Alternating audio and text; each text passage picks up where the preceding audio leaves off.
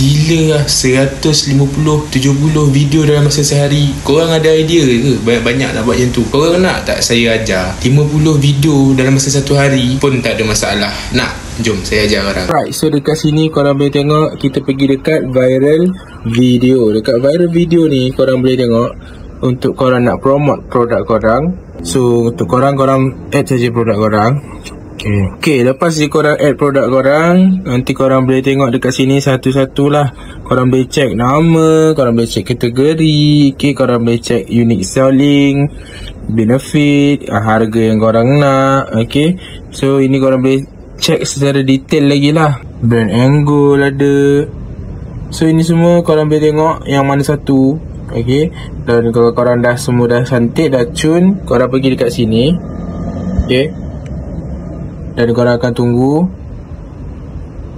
Dekat sini ada semua cerita yang ada dekat sini.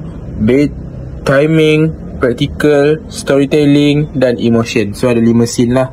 So dekat sini korang dah ada satu konten lah untuk sehari. So tak okay, so dekat sini dah ada dah setiap konten yang korang nak. So kalau setakat 20 video dalam masa satu hari tu tak ada masalah lah.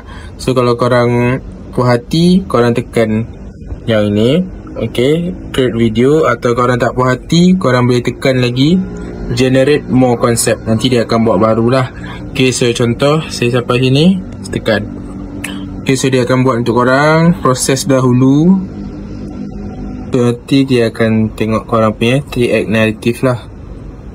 So bila dah siap, korang scroll ke bawah, korang akan tengok hasil gambar dia. Okay, dekat sini korang akan tengok perbezaan lah. Ini perbandingan. Okay, korang boleh tengok dialog dan juga karakter. Dan juga karakter gambar korang puas hati. Kalau korang puas hati dengan semua, korang pergi je dekat sini. Dan macam biasalah, korang akan masuk dekat sini untuk final checking. Korang check lah dekat dialog. Okay, pastikan dialog bahasa Melayu sama dengan dekat bawah ni.